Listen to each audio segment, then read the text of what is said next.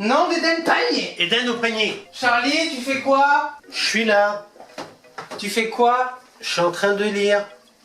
Du coup, je vais tourner une vidéo. Je risque d'en avoir pour un petit moment, donc faudra pas faire trop de bruit et surveiller un peu le chien parce que il va être dans mes jambes. Du coup, ce chien, et j'ai pas envie qu'il me dérange pendant ma vidéo. T'es là? Mais qu'est-ce que tu fais là? Tu crois tout de même pas que tu allais tourner ta vidéo tout seul? Je suis là, je suis assis, je lis, je squatte. Mais du coup, ça... Ouais. Tu peux parler un peu moins fort, j'arrive pas à me concentrer sur ma lecture. Bon, d'accord, on n'est plus chez soi. Ok. Bonjour. Ouais, mais non, mais les gens vont pas m'entendre. Non. Les gens vont pas... On va pas m'entendre. C'est un peu ridicule, à moins que je fasse des mimes, mais je doute que les gens connaissent le langage des signes. Même moi, je sais pas le pratiquer, le langage des signes, tu vois. À moins qu'on mette des sous-titres, mais dans ce cas, au montage, ça va être super long à faire. Du coup, comme t'es là... Ah oui, puis j'ai bien l'intention de rester. Que fait-on? Que fait-on? Que fait-on? Que fait Sardine, plutôt? Ouais, de quoi voulais-tu parler? De make-up? J'ai une tête à me maquiller. S'il te plaît, quoi. Tu voulais parler de bouffe? One eternity later. Bah oui, on aime bien manger. Oui, moi j'aime bien manger aussi. Mais il y a un truc qu'on aime bien faire aussi. Quoi?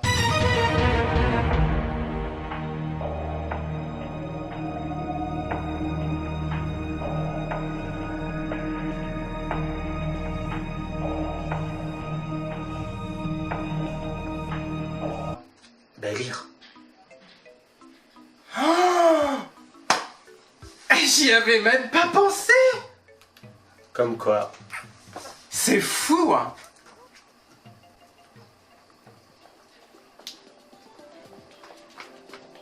C'est fou à quel point tu penses la même chose que moi, mais tiens, quelles sont tes aspirations littéraires? Tiens, moi j'ai envie de savoir, eux aussi ont envie de savoir, tout le monde a envie de savoir. Même la reine d'Angleterre, je suis sûr, elle regarde cette vidéo. Mais c'est une question taboue. Mais c'est pas contre nature, hein. T'as fait des études de lettres, du coup? De lettres et de langue. Des études de langue, très chères, enfin, ouais. Alors, ok. T'as fait les classiques, j'imagine, t'as étudié qui? Alors, Malraux. Malraux, ouais. Mary Shelley. Hein? Mary Shelley. Ah, c'est mon accent britannique un peu dégueulasse. C'est qui? Frankenstein. C'est qui? Ah, mais j'ai... Entre autres. Hein. J'ai un livre d'elle, attends, où est-ce que je l'ai fourré? Elle est où? Attends, c'est la lettre... S comme Shelley. Ou sushi. Comme Sheila aussi. J'ai un livre de Mary Shelley, attends. Que les étoiles contemplent mes larmes, du coup je l'ai su. J'ai jamais lu Mary Shelley. Moi j'ai lu Frankenstein. Et puis après, bah, tous les philosophes, bien évidemment. Ouais. Descartes. Oh, je préfère Descartes, cette famille. C'est bien, mais quand les sept familles sont mélangées, je te dis pas le bordel. Ouais, puis avec les familles recomposées, ça devient vite le bordel. Et du coup, quels sont tes auteurs préférés? 2 auteurs, allez, 3. On va en mettre 3. On va en mettre 3, allez. En 3ème position, avec la médaille de bronze. Alors, la médaille de bronze est attribuée à... Murakami. T'as commencé avec lequel de Murakami? L'étrange bibliothèque, et j'ai enchaîné ensuite sur un Q84. Un bijou, vraiment un bijou. Je les ai pas lus, un Q84. Faut que je me fasse un marathon avec que des auteurs japonais, ce serait bien. Bon, finalement, on a des choses à se dire. Oh, putain, ouais, il fait super chaud. En 2ème, médaille d'argent attribuée à... Philippe Besson. Philippe Besson. Évidemment. Non, mais c'est la base, quoi. C'est la base. Des pleurs, de l'émotion. Des Kleenex. La médaille d'or est attribuée à... Alors, je vais pas être très original, mais j'ai découvert Amélie Nothomb.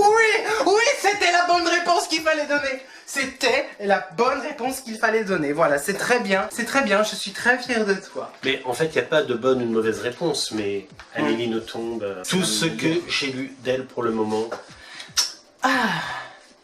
J'ai bien fait de tourner une vidéo. Ah oui, oh, ça fait du bien. Ah là là, ça fait du bien, ça fait du bien, ça fait du bien. Par contre, j'ai faim.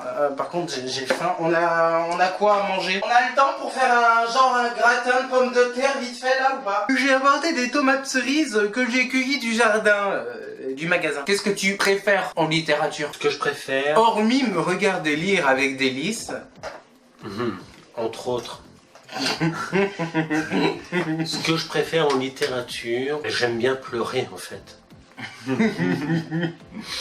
Et moi j'aime te regarder pleurer. J'aime bien en fait quand la littérature est vraiment axée plus sur les sentiments des personnages que sur les personnages eux-mêmes. J'ai fait tomber mon cure-dent. J'aime bien le suspense, j'aime bien les tranches de vie, j'aime bien les gueules cassées, les destins un petit peu atypiques. Quel bonheur de s'attacher au personnage au point de traîner et de freiner le rythme que tu prends à lire un livre en fait.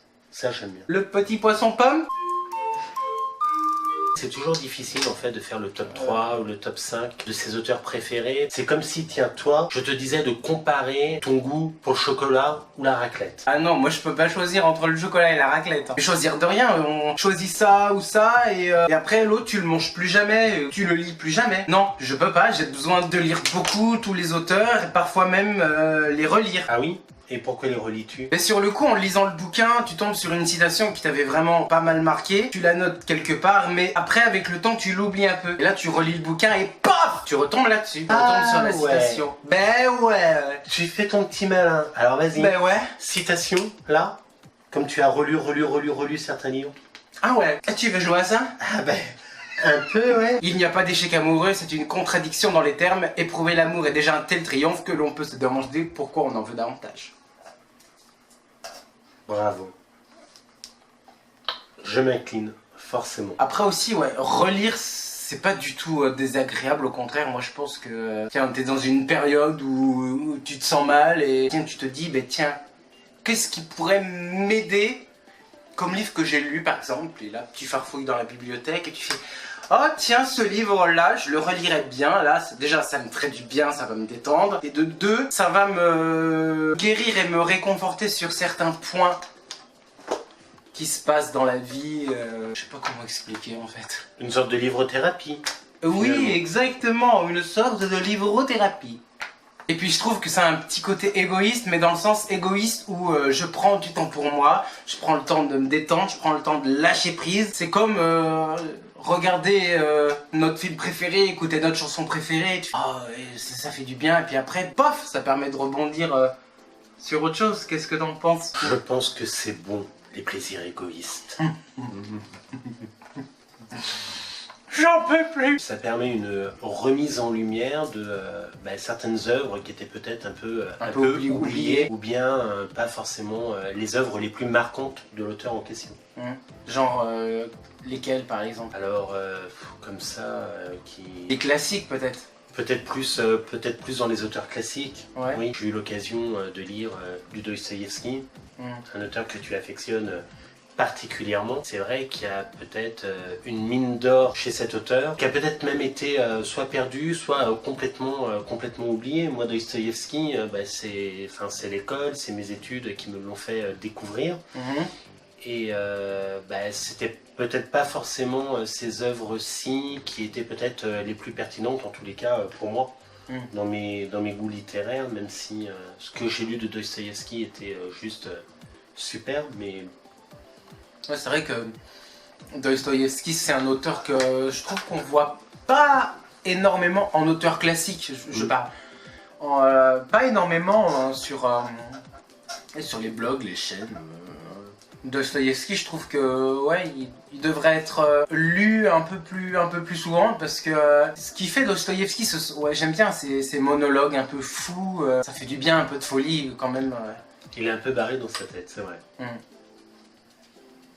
Mais qu'est-ce qu'il fait ce chien? Mais qu'est-ce que tu veux? Bah non, fais une petite vidéo, hein. Tu auras des câlins après. Toujours dans les auteurs classiques, hein, je suis désolé.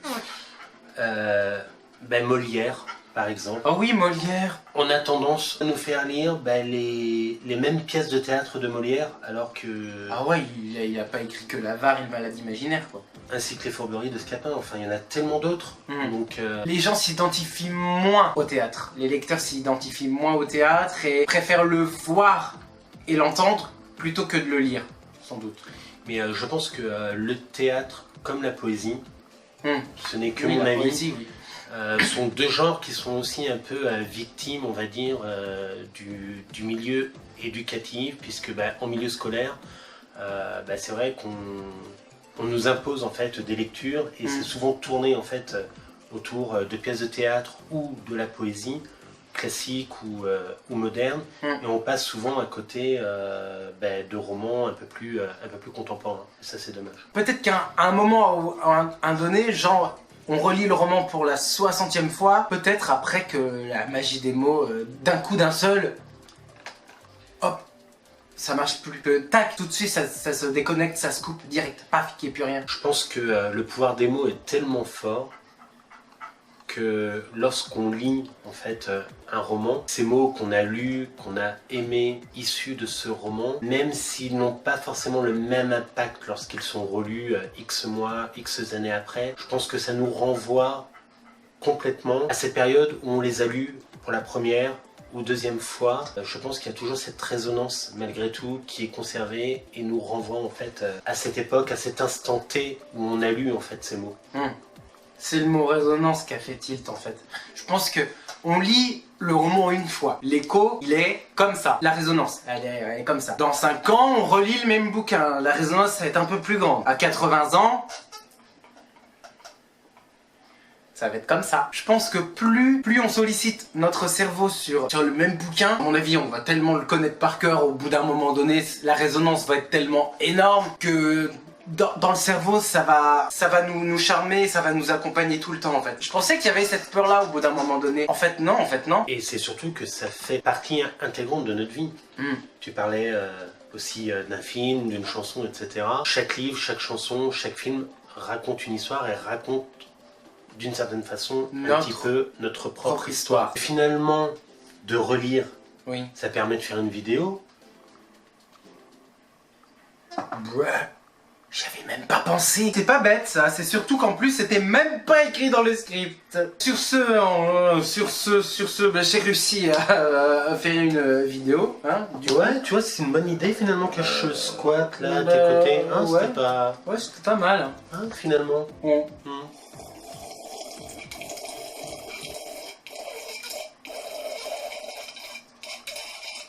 Bon, si tu veux bien, je vais reprendre ma lecture. Cette vidéo est maintenant terminée, on vous fait d'énormes